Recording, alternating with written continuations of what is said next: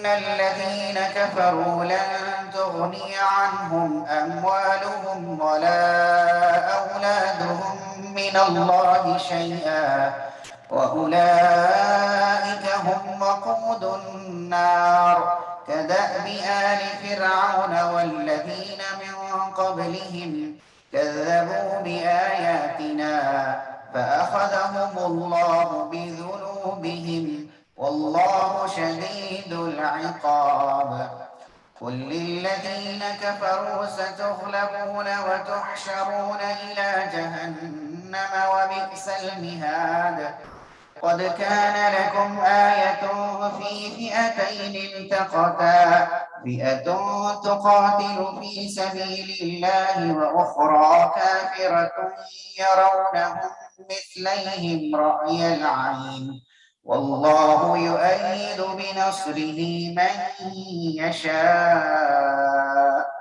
إن في ذلك لعبرة لأولي الأبصار. زين للناس حب الشهوات من النساء والبنين والقناطير المقنطرة من الذهب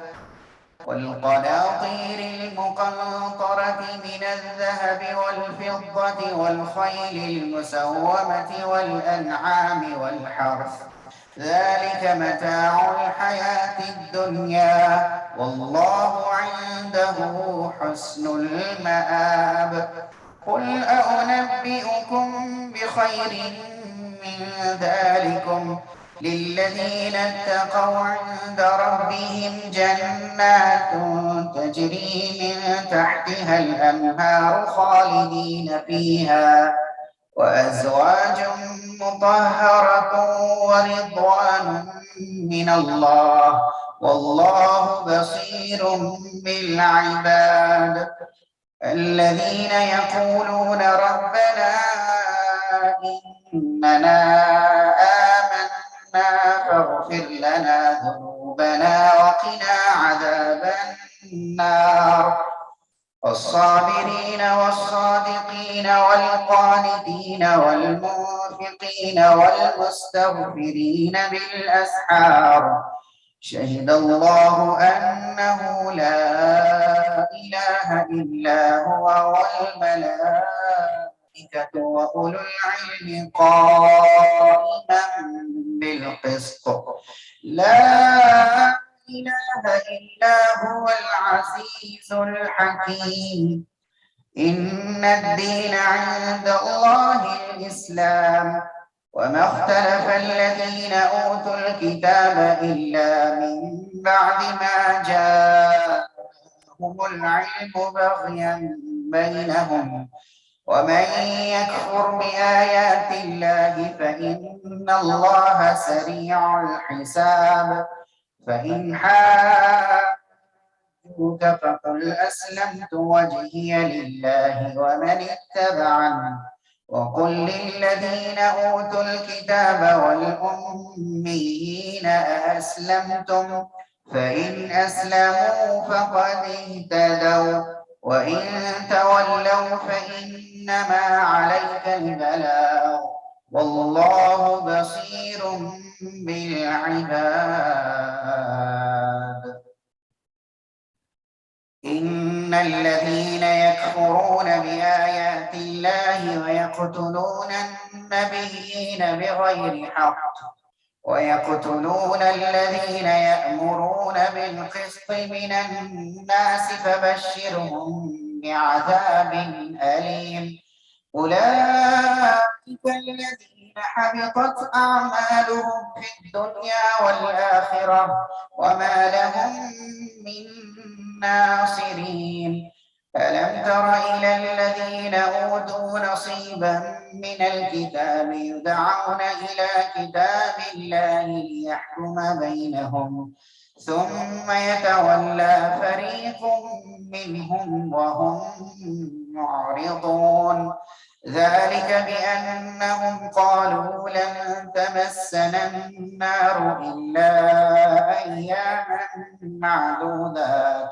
وغرهم في دينهم ما كانوا يفترون. فكيف إذا جمعناهم ليوم لا ريب فيه ووفيت كل نفس ما كسبت وهم لا يظلمون. قل اللهم مالك الملك تؤتي الملك من تشاء وتنزع الملك ممن تشاء وتعز من تشاء وتذل من تشاء بيدك الخير إنك على كل شيء قدير. تولج الليل في النهار وتولج النهار في الليل وتخرج الحي من الميت وتخرج الميت من الحي وترزق من تشاء بغير حساب. لا يتخذ المؤمنون الكافرين أولياء من دون المؤمنين ومن يفعل ذلك فليس من الله في شيء إلا أن تتقوا منهم تقاه ويحذركم الله نفسه وإلى الله المصير. قل إن تخفوا ما في صدوركم أو تبدوه يعلمه الله ويعلم ما في السماوات وما في الأرض والله على كل شيء قدير. يوم تجد كل نفس ما عملت من خير محضرا وما عملت من سوء تود لو أن بينها وبينه أمدا بعيدا ويحذركم الله نفسه والله رؤوف.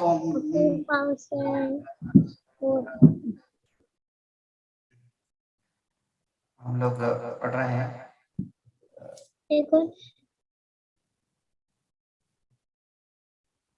पारा नंबर 3 रुकू नंबर 12 और सूरत अल-बकरा की सूरत आल इमरान की आयत नंबर 31।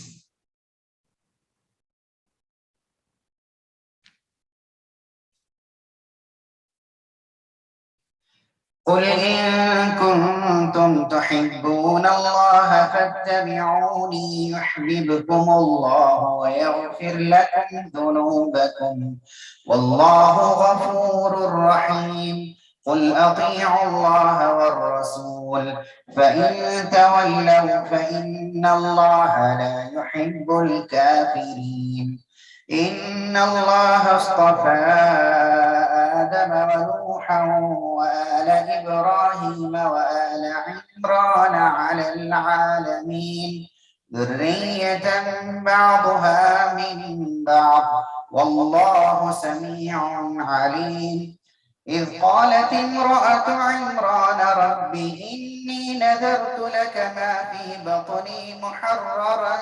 فتقبل مني إنك أنت السميع العليم. فلما وضعتها قالت رب إني وضعتها أنثى والله أعلم بما وضعت وليس الذكر كالأنثى وإني سميتها مريم وإني أعيذها بك وذريتها من الشيطان الرجيم. فتقبلها ربها بقبول حسن وأنبتها نباتا حسنا وكفلها زكريا. كلما دخل عليها زكريا المحراب وجد عندها رزقا قال يا مريم أنى لك هذا قالت هو من عند الله إن الله يرزق من يشاء بغير حساب.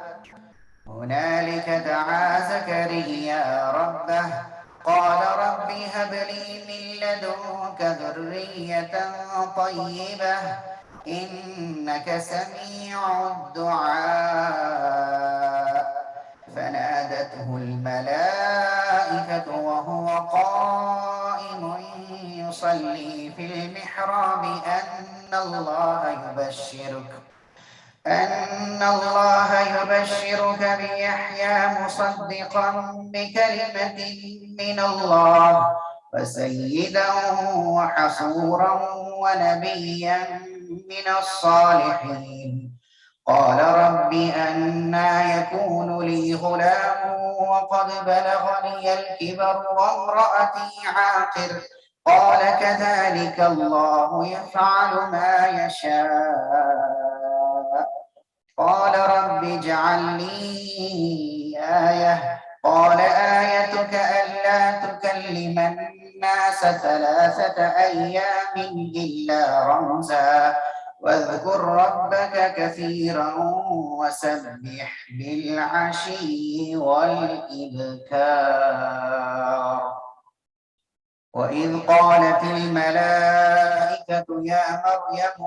إن الله اصطفاك وطهرك واصطفاك على نساء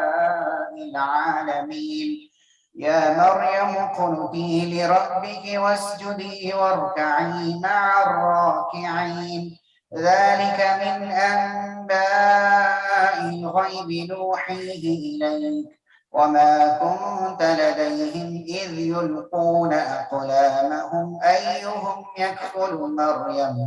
وما كنت لديهم إذ يختصمون. إذ قالت الملائكة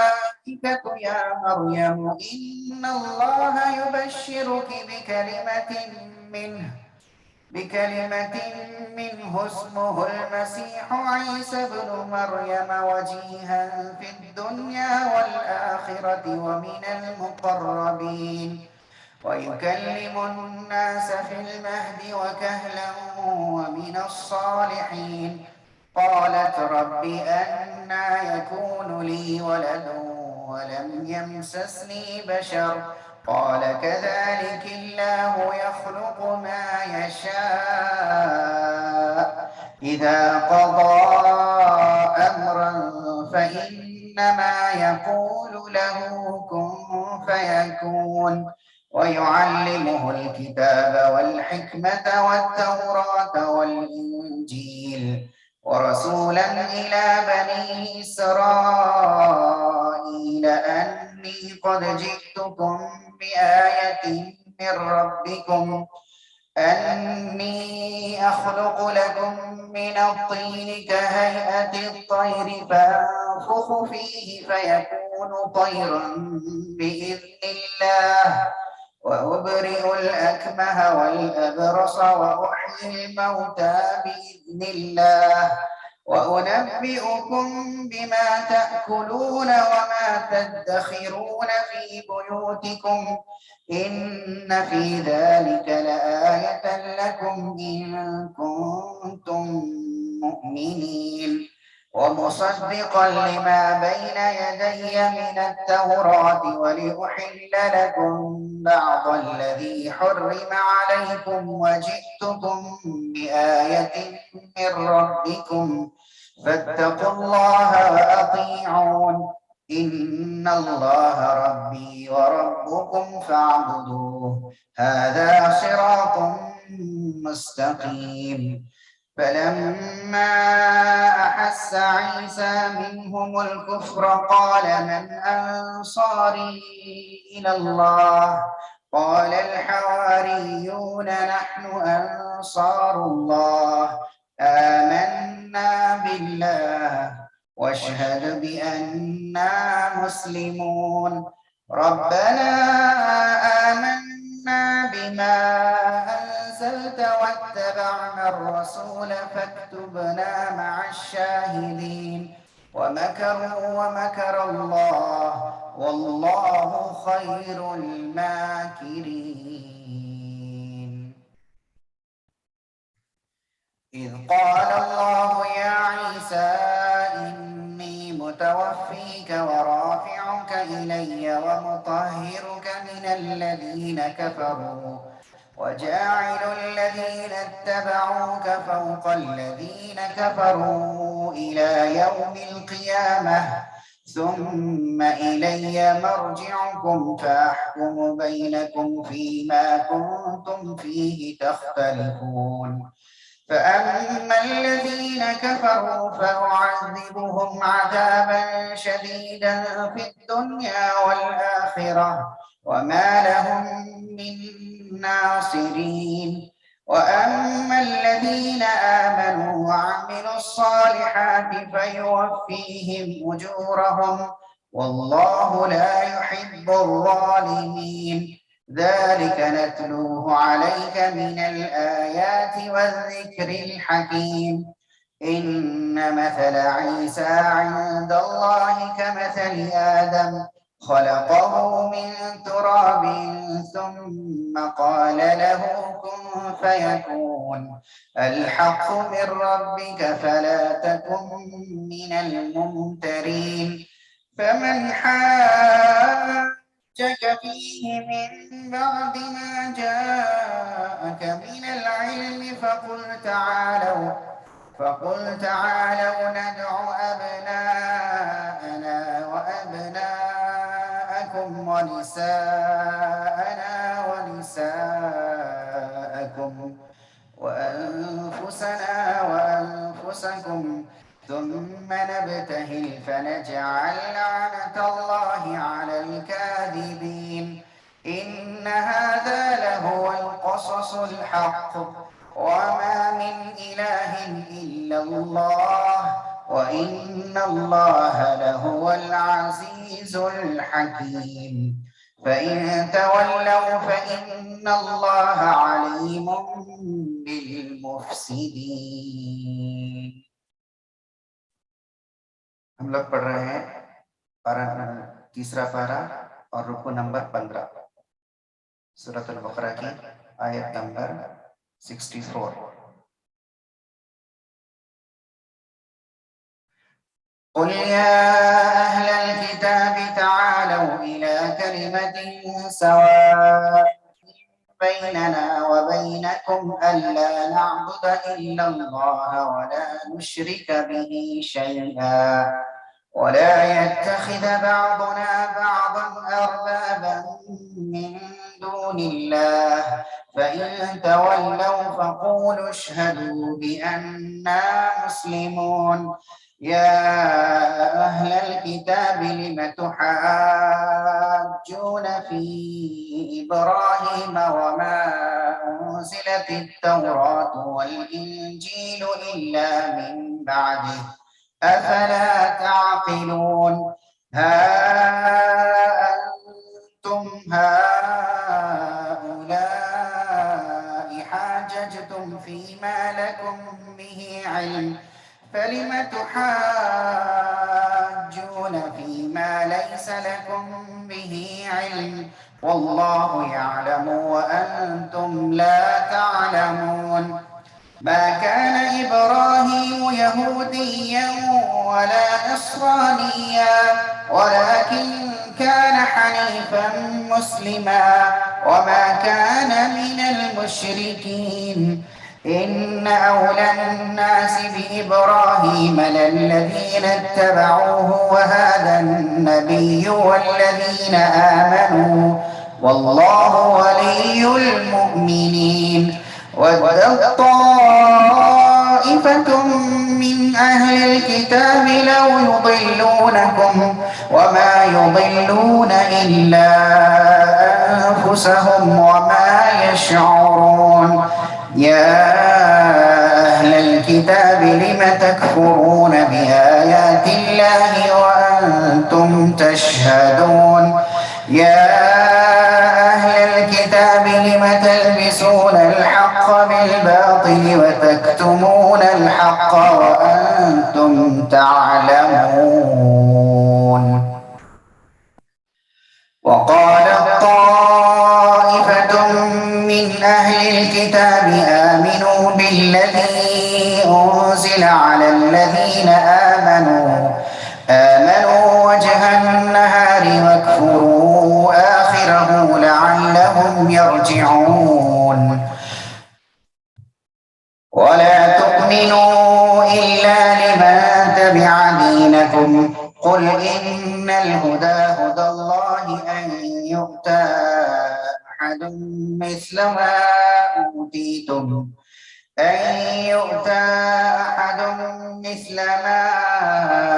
أوتيتم أو يحاجوكم عند ربكم قل إن الفضل بيد الله يؤتيه من يشاء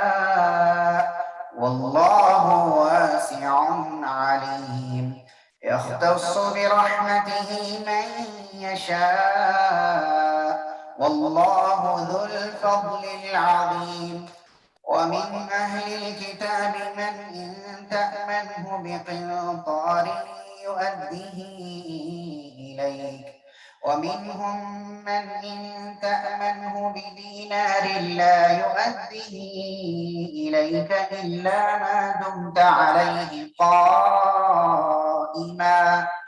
ذلك بأنهم قالوا ليس علينا في الأميين سبيل ويقولون على الله الكذب وهم يعلمون بلى من أوفى بعهده واتقى فإن الله يحب المتقين إن الذين يشترون بعهد الله وأيمانهم ثمنا قليلا أولئك لا خلاق لهم في الآخرة ولا يكلمهم الله ولا ينظر إليهم يوم القيامة ولا يزكيهم ولهم عذاب أليم وإن منهم لفريقا يلوون ألسنتهم بالكتاب لتحسبوه من الكتاب وما هو من الكتاب ويقولون هو من عند الله وما هو من عند الله ويقولون على الله الكذب وهم يعلمون ما كان لبشر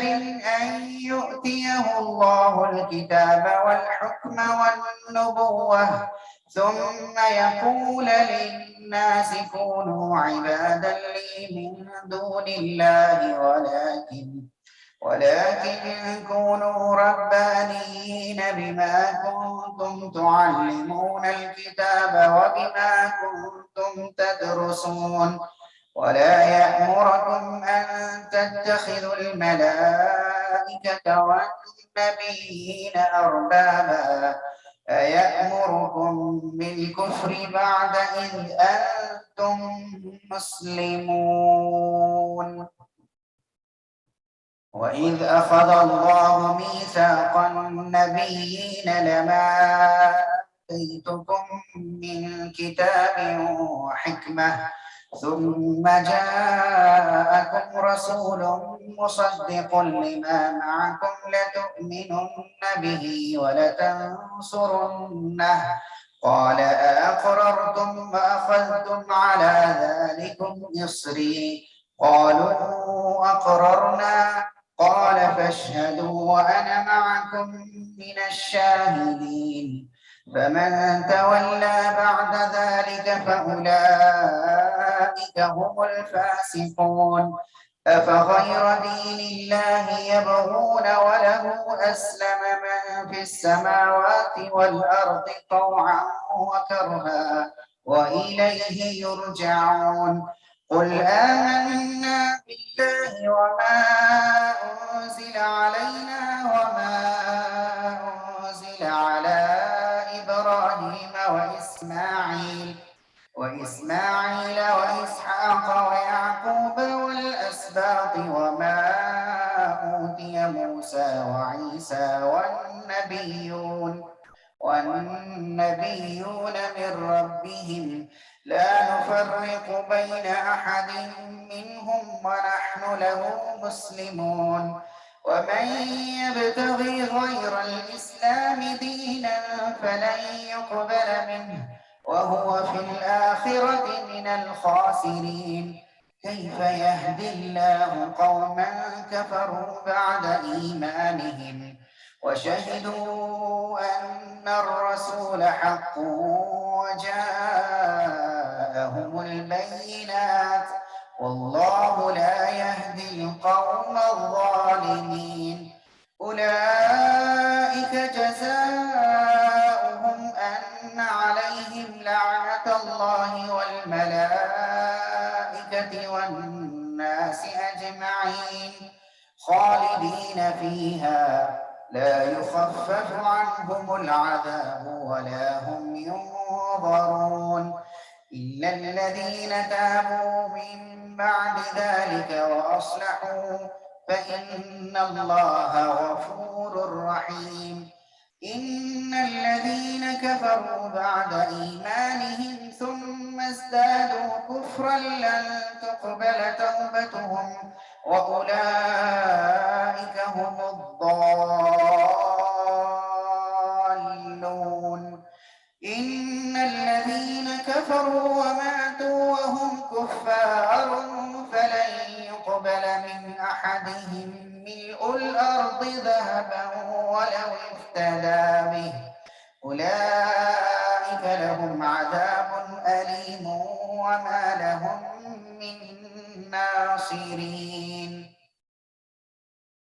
لن تنالوا البر حتى تنفقوا مما تحبون وما تنفقوا من شيء فإن الله به عليم.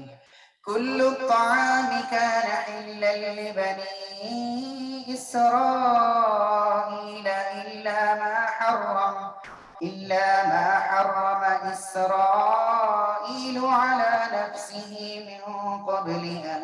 تنزل التوراة. قل فأتوا بالتوراة فاتلوها إن كنتم صادقين. فمن افترى على الله الكذب من بعد ذلك فأولئك هم الظالمون. قل صدق الله فاتبعوا ملة إبراهيم حنيفا وما كان من المشركين. إن أول بيت وضع للناس للذي ببكة مباركا وهدى للعالمين فيه آيات بينات مقام إبراهيم ومن دخله كان آمنا ولله على الناس حج البيت من استطاع إليه سبيلا ومن كفر فإن الله غني عن العالمين. قل يا أهل الكتاب لم تكفرون بآيات الله والله شهيد على ما تعملون. قل يا أهل الكتاب لم تصدون عن سبيل الله من آمن تبغونها عوجا وأنتم شهداء وما الله بغافل عما تعملون. يا أيها الذين آمنوا إن تطيعوا فريقا من الذين أوتوا الكتاب يردوكم بعد إيمانكم كافرين. وكيف تكفرون وأنتم تتلى عليكم آيات الله وفيكم رسوله ومن يعتصم بالله فقد هدي إلى صراط مستقيم. يا أيها الذين آمنوا اتقوا الله حق تقاته ولا تموتن إلا وأنتم مسلمون واعتصموا بحبل الله جميعا ولا تفرقوا واذكروا نعمة الله عليكم إذ كنتم أعداء فألف بين قلوبكم فأصبحتم بنعمته إخوانا وكنتم على شفا حفرة من النار فأنقذكم منها كذلك يبين الله لكم آياته لعلكم تهتدون ولتكن منكم أمة يدعون إلى الخير ويأمرون بالمعروف وينهون عن المنكر وأولئك هم المفلحون ولا تكونوا كالذين تفرقوا واختلفوا من بعد ما جاءهم البينات وأولئك لهم عذاب عظيم يوم تبيض وجوه وتسود وجوه فأما الذين اسودت وجوههم أكفرتم بعد إيمانكم فذوقوا العذاب بما كنتم تكفرون وأما الذين ابيضت وجوههم ففي رحمة الله هم فيها خالدون تلك آيات الله نتلوها عليك بالحق وما الله يريد ظلما للعالمين ولله ما في السماوات وما في الأرض وإلى الله ترجع الأمور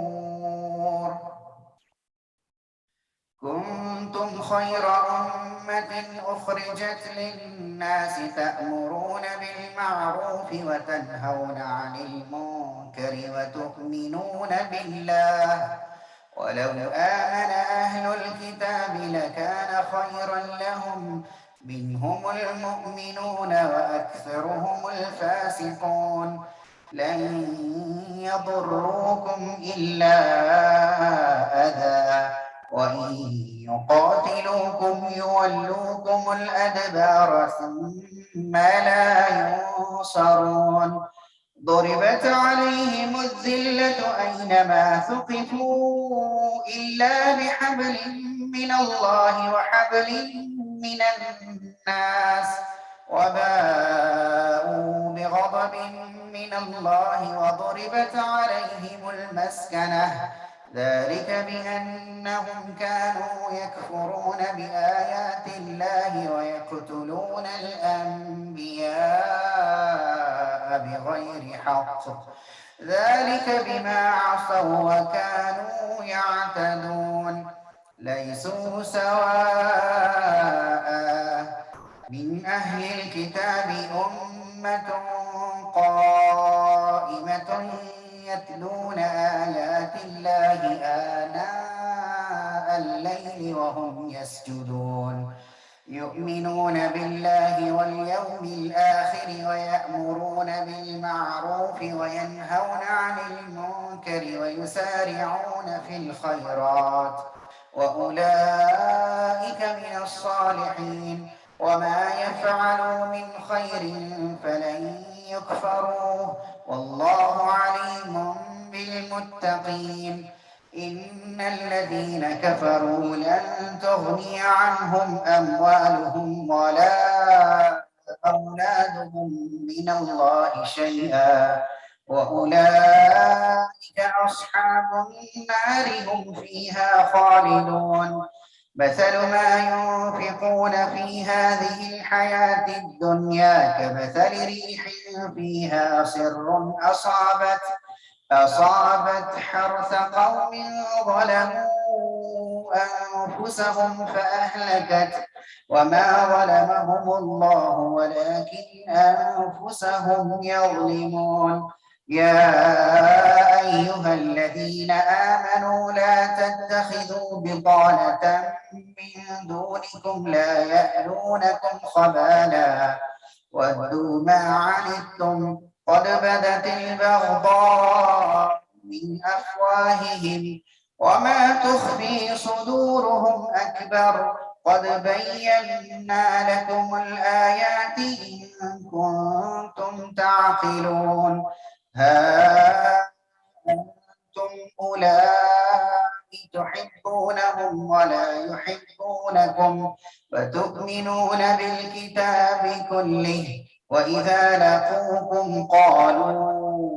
آمنا وإذا خلوا عضوا عليكم الأنامل من الغيظ قل موتوا بغيظكم إن الله عليم بذات الصدور إن تمسسكم حسنة تسؤهم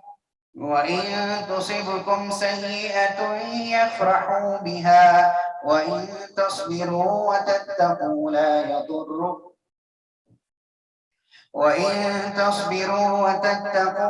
يضركم كيدهم شيئا إن الله بما يعملون محيط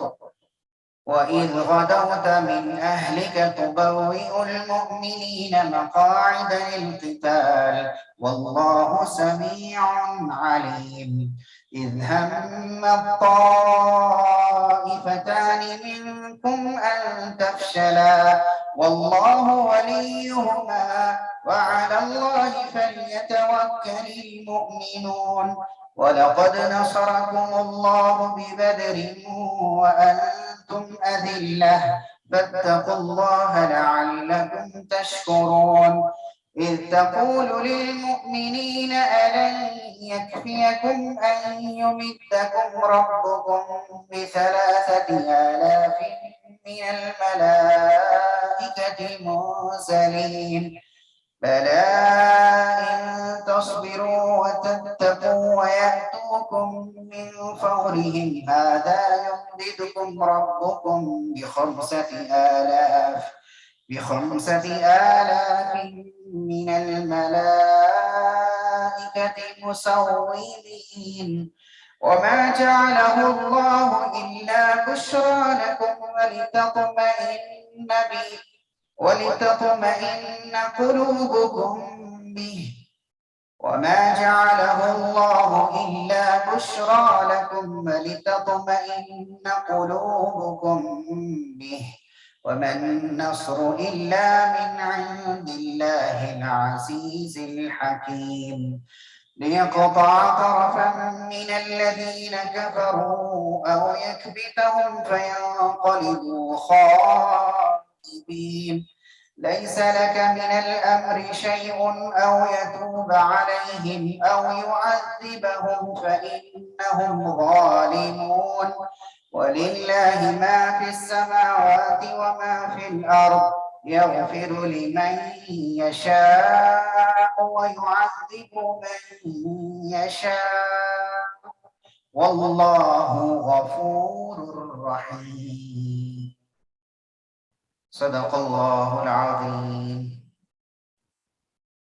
इंशाअल्लाह कल पारा नंबर 4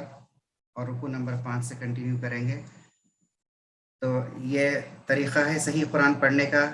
तजवीद के साथ और सहाबा किराम और अल्लाह के नबी सल्लल्लाहु अलैहि वसल्लम इसी तरह पढ़ा करते थे। और किसी को कुछ कमेंट है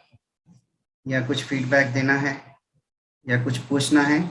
तो आप मेरे व्हाट्सएप पे कांटेक्ट कर सकते हैं, वहाँ पर वॉइस मैसेज भेज सकते हैं। अस्सलामु अलैकुम व रहमतुल्लाहि व बरकातुहू। जज़ाकल्लाहु खैरन।